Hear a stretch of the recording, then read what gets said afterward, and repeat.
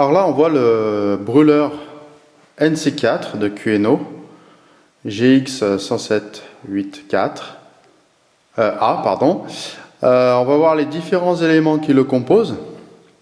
Alors dans un premier temps, ici, j'ai le moteur qui va entraîner la turbine. L'objectif, c'est de contrôler l'arrivée d'air.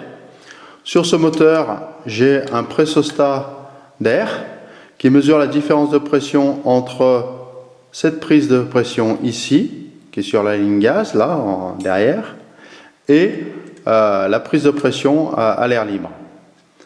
Donc ça permet en fait de savoir si la turbine elle tourne ou si elle ne tourne pas.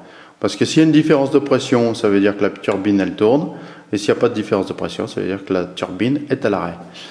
Alors, le pressostat est réglable. Là, il y a une vis de réglage, ici. On peut régler à différentes valeurs. Ici, on a le réglage du volet d'air, de 0 à 18. Le réglage se fera en fonction de la pression gaz, c'est-à-dire de la puissance que l'on souhaite au niveau du brûleur. Cette plaque ici, c'est le réglage de la tête de combustion, du déflecteur, donc c'est pour la qualité de combustion. Pareil, il y a une vis graduée qui permet de régler la tête en fonction de la puissance demandée. Ici, j'ai mon transfo d'allumage qui va produire les étincelles pour pouvoir enflammer le gaz. Donc au primaire, je ne sais pas si on arrive à le voir, je vais essayer de faire un zoom.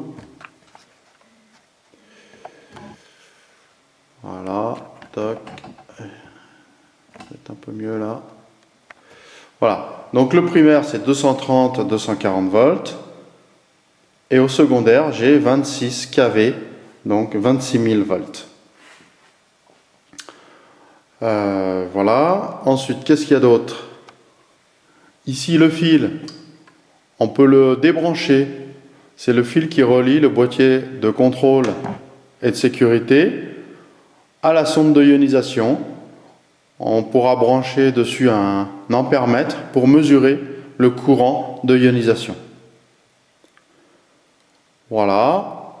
Et puis, chose importante, c'est le bloc gaz avec ses différents éléments. Donc ça c'est un NEOL.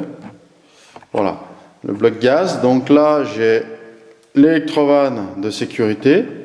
Donc l'arrivée gaz se fait par la vanne un quart de tour. Donc l'électrovanne de sécurité ici. J'ai la régulation gaz ici.